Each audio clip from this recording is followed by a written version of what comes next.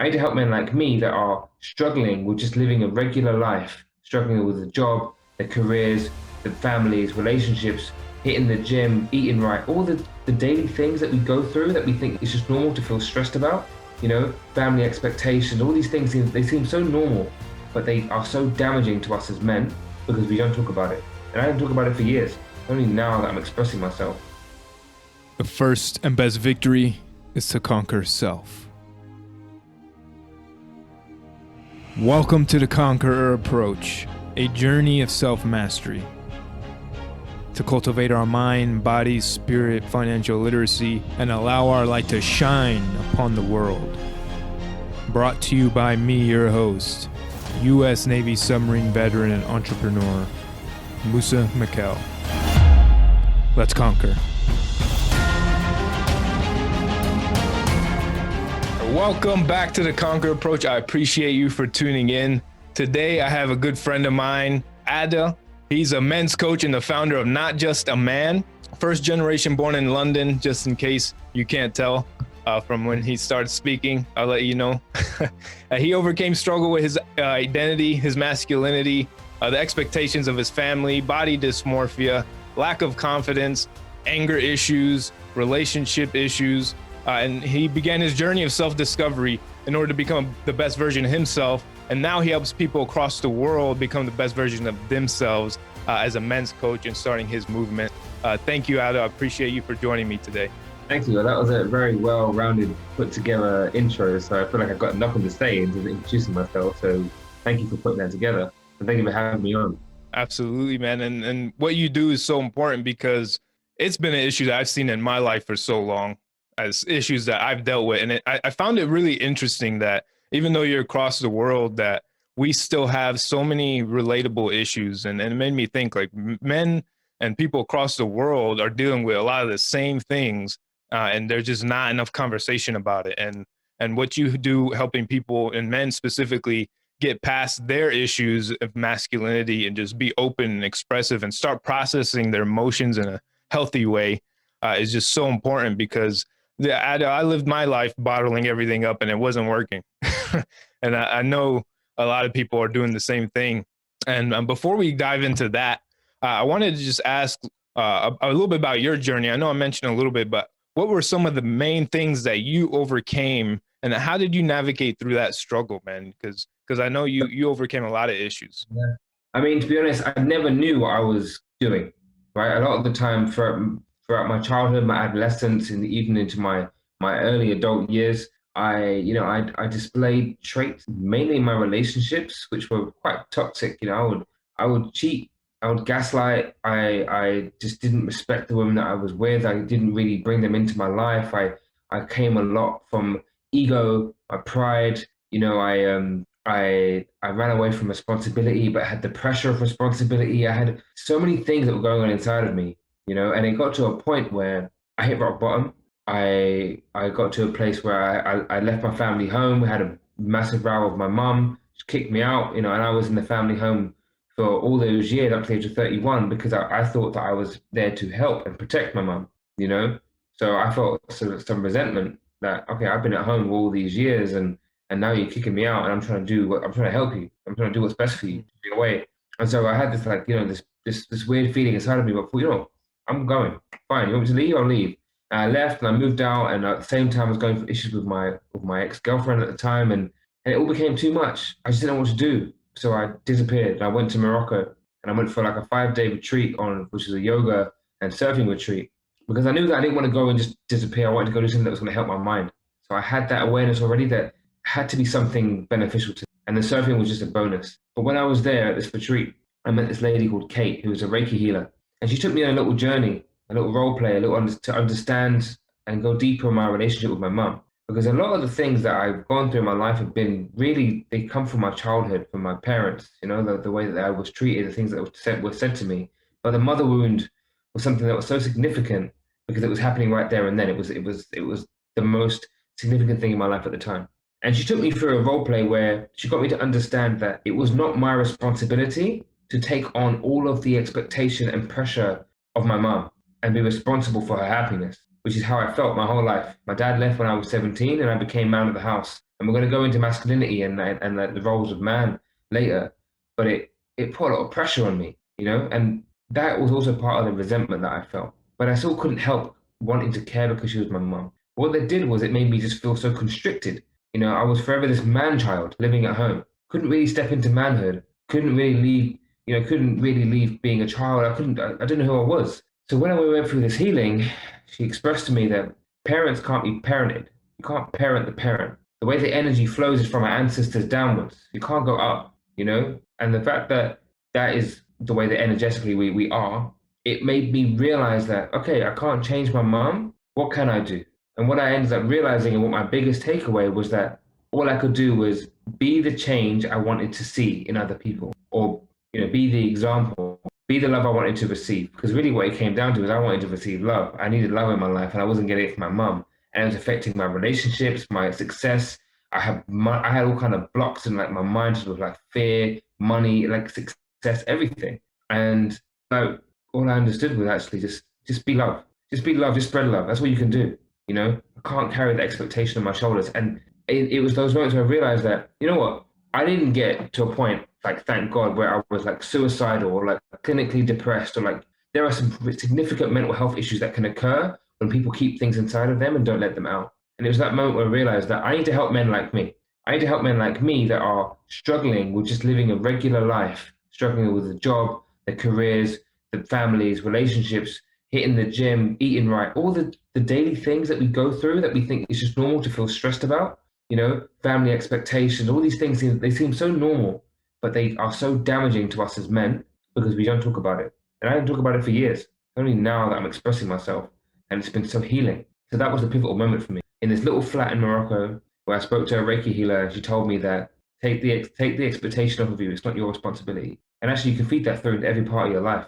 You know, it is not your responsibility to make the other person happy. It's not. It's their responsibility to make themselves happy. But together, you can make each other happy in a wholesome way. You fill up each other's cups, but you've already got two full cups for yourself. You know, it's so important. And I'm the kind of person where I give so much, and I'm great at giving, but I can't receive, or I find it difficult to receive. You know, and I think a lot of men will resonate with that because it's almost like we're told not to receive. You give. But yeah, that's kind of like a small. One day maybe we'll talk in more detail about the longer story of that. But that's a condensed version of kind of why I work with men now.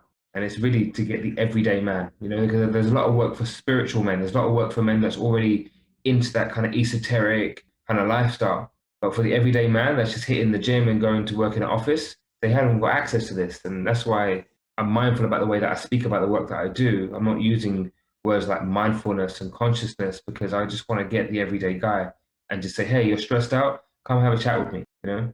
You touched up on a really good point because you understood the root, right? It was just the root of these emotions where you didn't feel love, you know, from the one person that meant the most to you at that time, and that kind of helped you open up your mind to ask, what can I do, right? And that's something that I struggled with, is trying to make everybody happy. But I think when we try to make everyone happy, that's like a impossible task that we put on ourselves, and just an incredible amount of pressure because you are not in control of other people's happinesses, I feel. But when we make it our responsibility as a man, like I have to make everyone happy, you know, and it just hurts because it's almost impossible to do that physically, mentally, emotionally. It causes pain and suffering. And you explained that so well. And to get that rolling into masculinity, how did that feeling of not feeling love, which is common, people don't want to admit it, but you're not the only one that felt that way. Most issues, I think, stem from masculinity, is some sense of not feeling loved because you're told man up or suck it up or shut up or whatever the case is. So how did that feeling stem into those issues that you've seen in yourself with masculinity? So I mean, it all started. It really came from my dad, you know. And I think many men might feel the same way. But my dad was a very tough man. He came to the UK in the '70s, and you know, it was when racism was rife. It was in the air, and if you didn't fight, you got beaten up. So he learned to fight, and he grew up tough. You know, he was like a karate black belt, and he should teach people how to fight as well. He was a very confident man. He was great with women. He could dance. He had fashion. He had it all, you know. So when he had me, he wanted me to be exactly the same. He wanted me to be confident and strong, and I had to fight, do all the things. And I was the exact opposite growing up. When I was a kid, I was a little chubby fat kid that didn't like to do sports. I wasn't into martial arts, even though he tried to take me. And to be honest, I just felt like a failure. I felt like I wasn't enough for my dad.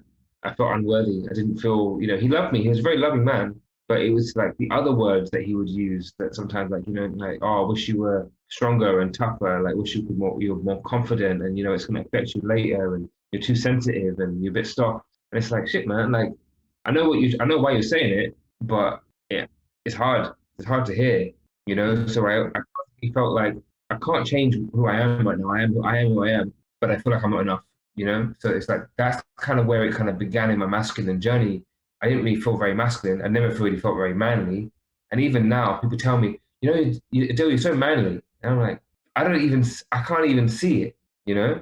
I'm very much touched my feminine side, my feminine energy. I can very much touch my emotions. But it was like kind of suppressed. It was pushed down on me when I was younger. And again, for those reasons of if you cry, like you better have a reason to cry. Like, don't even be crying right now.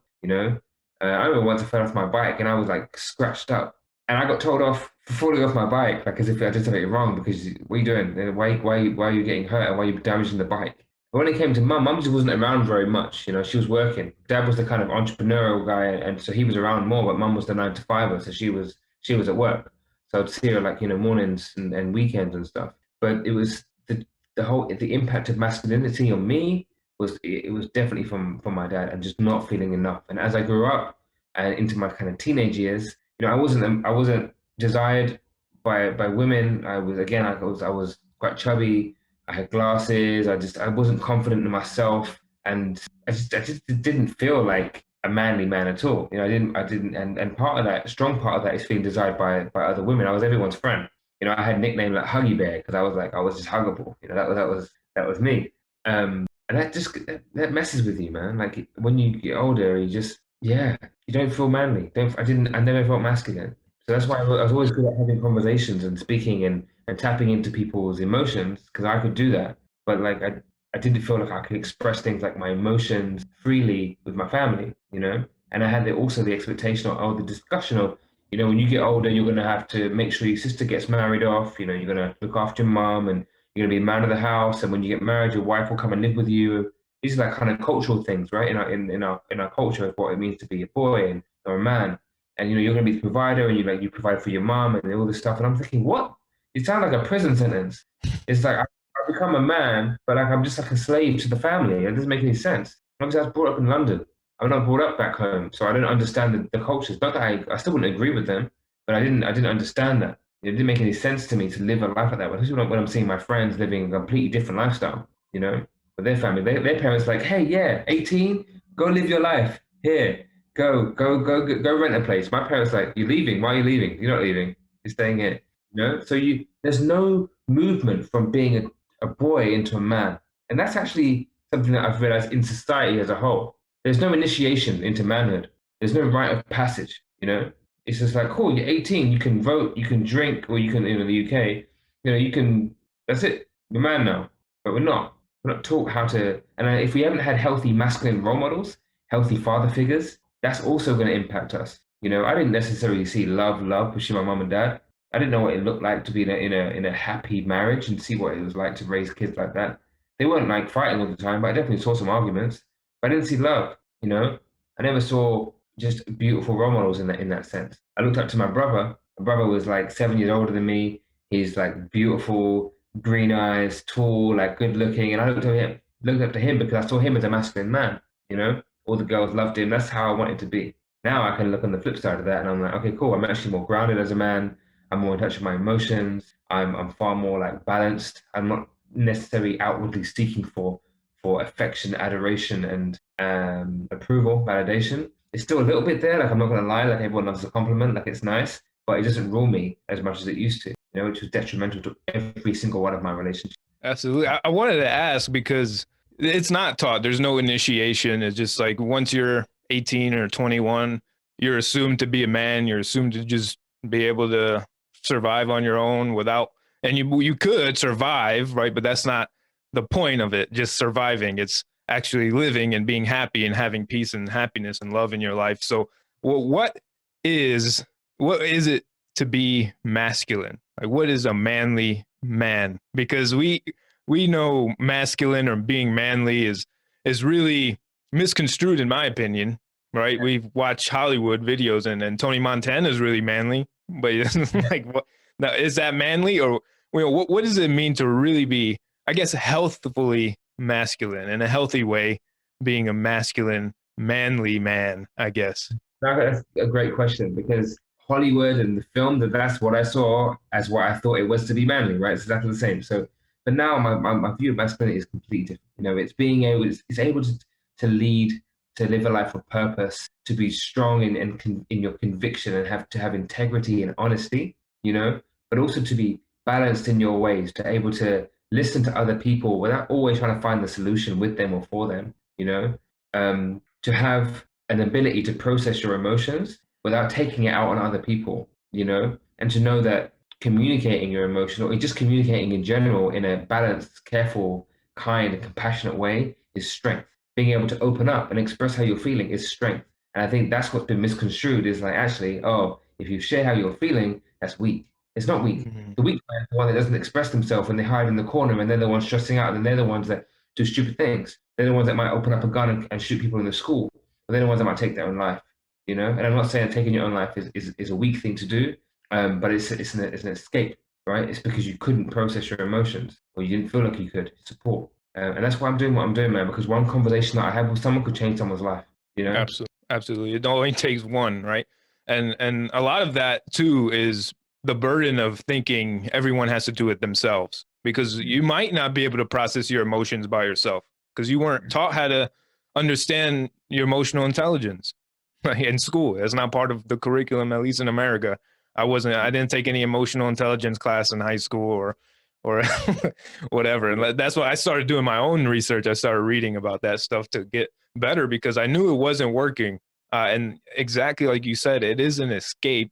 Even when people just deflect it off and start arguing and being angry at other people, that is just an escape to not feel it yourself. And I think that's one of the most manly things someone can do is process their own emotions, which I still struggle with. I still Yeah. struggle with. A lot of times I go quiet because I'm thinking how to process my emotions still. I'm still in my head. I'm not feeling it. And that's it's a big struggle, man. And that is one of the biggest things. I'm glad you do what you do because in the military, I've seen this a lot. Suicide is still a big issue.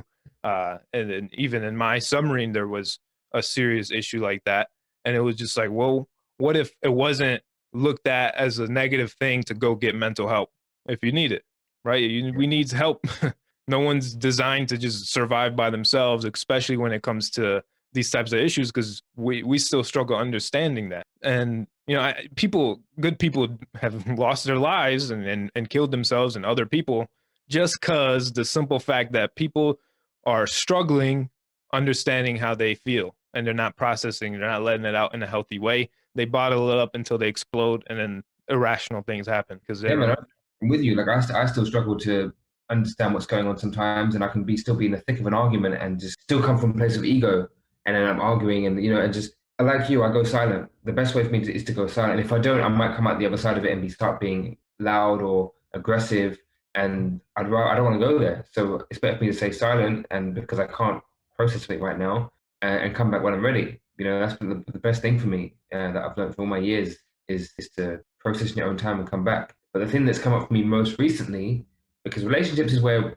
maybe a lot of your listeners might be at, and whether it's romantic or whether it's with your relationship with your mum, your parents, or whether it's going to be or your siblings, arguments happen. You know, they're difficult, and what they're doing, and they're just challenging egos. It's ego.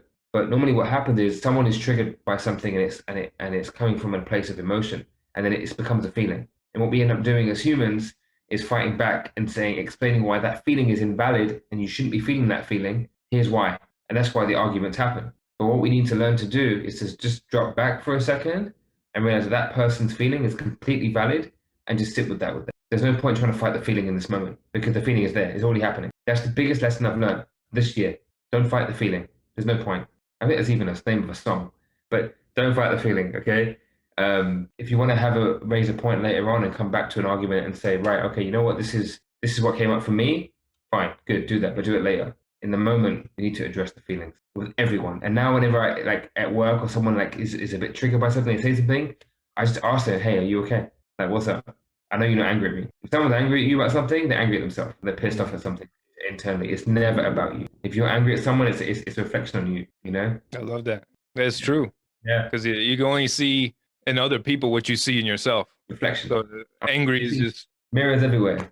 Yeah, you can't you might not be able to process it, so it comes out in that way, and then it's absolutely okay to feel whatever you're feeling in that moment, which is it's not. I understand as being angry is an emotion isn't bad or good. It's the meaning we attach to it and the response we have because of it. Because you can be angry and then understand that process that I'm angry because of this, and then okay, how can I deal with this in a healthy way without fighting somebody or screaming, because that doesn't help you. That wasn't helping me for sure. Like screaming and doing all these things, and I still struggle sometimes, but that affects our health, not just emotional health, but like physically. And it affected my health physically. Like I noticed things changing in my health because of that. And that's another thing people don't know. There's a much bigger cost than just an argument of being right or letting the ego just take charge. Like there's a cost of your life and health when it comes down to how you process these things. That's where I believe disease comes from, like that. And it's not talked about enough. It's not a priority in the American culture, right? It's like disease is normal. Like if you have a disease, like, okay, here's some drugs. And it's just that, like no root cause analysis going on.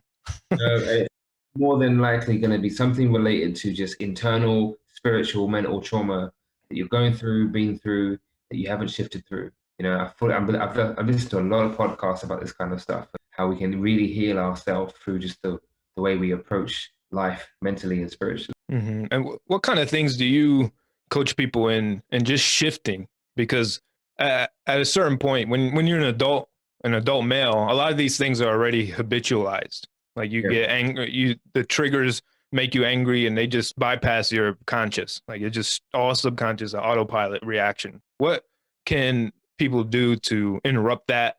Or obviously, I know being aware is the first step, but what are some actionable things someone can do to really stop that reaction from taking hold? A really good question. I mean, the key thing I get people to do is to, first of all, just observe the observer. Just observe yourself. Try and take just a step back and look at what's happening, but also to come from a place which I know is difficult. It takes practice. It's just to just drop out your head for a moment and just go inside and just really feel what's happening with the person that you're with, but not to be about you. Just for that moment. You might be really pissed off, really angry, and they've done something to you, but just for a moment, just feel what the other person might be feeling and just take a moment with them. If you have to step away, you got to step away. But jumping into your heart is one of the biggest things that you can do. You just break that moment right there before you go into any story, any action, any reaction. Drop into the body, and that takes a lot of practice, and it can take a moment as well. But for me now, I have to take a few breaths. I take a nice deep breath, and as I exhale, I just like, right, okay, all right, what are they feeling? And it just helps to center me. Just one deep breath, center, and then I can come at the situation with a far more grounded position. If our breathing is up here and too shallow, we're all here. The second we can drop down into the body and take a nice deep breath, it changes everything. You've probably done some like studies or at least looked into like breath work and stuff. It's so powerful, But the way that I usually work with men is to get them to look at their life in its entirety. I get them to really question who they are and what's really happening in their lives. Because we can't just tackle that just like an anger issue, for example. One, yes, you feel angry. Okay, let's process that anger. Like, I mean, really process it. Like, get angry. Go on the floor, stomp, jump, let it come out. It's just energy, Mm-hmm. You don't have to verbalize it and shout at someone. Go deal with it. You can deal with it on your own without having to hurt someone, and we need to release it. That's why we like to get into we do like a little bit of wrestling, a little bit of fighting. Wrestling is actually really good. And there's this group in America, you might have heard of them, called the Sacred Sons. And they do activities where they get the men to kind of wrestle and tussle with each other, because you get to experience that kind of fiery masculine energy, but also it's a release, And I've been to workshops where things have come up for men and they've wanted just to wrestle someone. They wanted to just exert force and energy because they need to move something through them. It might sound really weird about just like energy through the body, but that's what anything ever is. It's just energy, you know? So when I get Mhm. men to look at their lives and where they're at, I get them to really see like what's going on, man. Do you even know who you are? Do you know what you stand for? What are your values? What are your beliefs? And we've done this we've done this stuff together, you know, on MBN. Like this stuff is important because if you think or feel that you're a certain way, but are you living in line with that integrity that you believe that you have? Okay, if you're not, then why? Where do you want to be? Where do you think you want it to be? Okay, why aren't you there? Right, okay, you're scared, fear, blocked, this and the other. Okay, let's work through this. Okay, what else can we do? Let's build in some great morning routines. Let's get your day in order. Let's get your health right. You know, all of these things together create a man that's far more balanced, and in turn he will be able to process things better. But also keeping men around him. You know, that brotherhood is so important. Being able to just have a bunch of guys around you, whether it's on the phone, over Zoom, or face to face, that you can have a chat with, air a few things out, and just be in that bro company. And one thing that I love is actually having men older than me in my life. You know, that aren't related to me. You know, like wise old men. Like it's just it's beautiful, man. Just think of like you want a Gandalf in your life. If you find a Gandalf, keep him. You know, we need Gandalfs. We need like Merlins, and we need wizards in our life that are gonna give us advice. And there's something I want to share. It's something that I resonate with so deeply that helps me when I'm going through maybe more difficult times. I'm just gonna just put this in 1 second. And it's called the hero's journey. Have you heard of the hero's journey before? I don't think I. The hero's journey is a concept which it depicts the story of a man really going through life or kind of anything in, yeah, a journey, a lifetime, what it's going to be. And it talks about how at the beginning of a journey, the boy doesn't want to maybe go on this journey. It's a bit of resistance. He's kind of happy where things are going right now. It's okay. Like, but there's a call to action. There's a reason something is calling him to go do this thing. And then he doesn't really want to go, but then there's a wise old man or someone that comes to him and kind of encourages him to do the task. And then he goes on the journey. Maybe he's got a friend with him, and he goes on this journey, and it's challenging, and there's a whole bunch of challenges along the way, like difficult things that you kind of learn, and you have a little bit of a moment where you start to learn and acquire new skills, and then you get to test them. And there's a battle. There's something. Imagine Lord of the Rings. Imagine The Hobbit. Okay, that's a great depiction of the hero's journey. So he's got to find his way. He's collecting friends. He's collecting his way of how he's going to do certain things. He comes across some trials and tribulations, and then there's a massive fight, and then it's like he's being tested, and after the test, he's successful, and he's able to go back on his journey on the way home with like the elixir of life or whatever he's done. I use this because I like to encourage the men to see themselves on this journey, and a lot of the time, the men that come to me are in this stage of the challenge where they're realizing that I'm just stuck. I'm stuck in life. I don't know what to do with myself. I'm unhappy in my relationship. My job's fucking shit. Like all of this stuff. And what I try to encourage them is you are on this part of your journey right now. And on the other side of this is greatness. But you need to find a way to come over this and through this and past this by collecting the tools and using them. And then you have to fight. You have to. That's just part of the journey. It hasn't got to be something which is going to completely damage you, but you're going to have the tools along the way and you're going to have your wise mentors, you know, that will help you. But then on the other side of it is going to be the awakened man, the man that knows who he is, the man that has come through and is triumphant on his journey and able to go back to his family, his friends, his loved ones and say, look at me. Now I can be here for you, you know? And I take that on board so much for myself because I'm in a situation right now where I'm definitely in that challenge. You know, I'm a man in new land, struggling to make it as a coach and managing another business and trying to just hustle. I feel like I'm in a hustle stage right now, you know. But I know that on the other side of this is greatness. Beautifully said, man. And I think all that stems back to just the identity, and that's so important is understanding that identity of who you Yeah, are and what you want to become, because maybe who you are right now isn't in alignment with who you are meant to be and who you really are. It's just who you became through all your experiences in life and all the trauma and all the BS and all the experiences and BSs that you dealt with until this point. And before we wrap this up, I want to uh, give you an opportunity. Just tell us a little bit about Not Just a Man and what you offer there, because I know people might listen to this and want to continue this conversation, get in touch with you and see how they can really tap into their heart and be the man that they can be. Oh, thank you so much. So yes, at the moment, obviously, I'm in Dubai, and from a practical, personal point of view, what I'm doing out here is I'm running men's circles. So I'm running men's circles every week. That's that obviously here in Dubai, but not just a man in general. It's just launched a 10-week container, it's a 10-week program, which will take men on literally like this hero's journey. We're going to go diving deep into who they are, what their values are, what their beliefs are, what their blocks are, their fears, what's their relationship with money, with their family, with career, with success and business, all of these things. And whilst going on this journey, we're going to help them to create a blueprint that will take them into the future and be able to live the life that they can and want to, but with these new set of skills and just like solid routines in their lives that are really going to help them to just live life with integrity, you know? And the fact that it's in this container of, maybe 10 to 15 men, you end up creating a solid brotherhood as well. And that's what I feel was the kind of the key takeaway from these containers is that brotherhood. And you and me are here today because of a brotherhood. So, and we're both in touch with many of the men in across the MVN. So the journey that I'm on right now with Not Just a Man is at the moment, it's the program, which I'm really trying to make it happen. I know it's going to be beautiful because it's worked for me. It's based on my journey, and I've changed from a man that couldn't express who he was, how he was feeling, keeping everything bottled up inside, to a man that wants to just kind of spread love, joy, and happiness across the world and bring men together.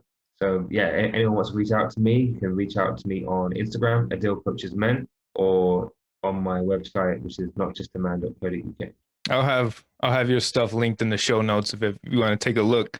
And that is so important, man. I want to just mention it again. It's all about that support system when you are dealing with stuff, because no one's just going to be immune to dealing with issues or emotional issues. So it's about having other people you can lean on, support you, and taking the time, investing in yourself to look at your life through that kind of magnifying glass. Like, how many people really dissect their lives for 10 weeks or however, at all, right? They just keep going, and whatever is in their mind at that point, that's all they know.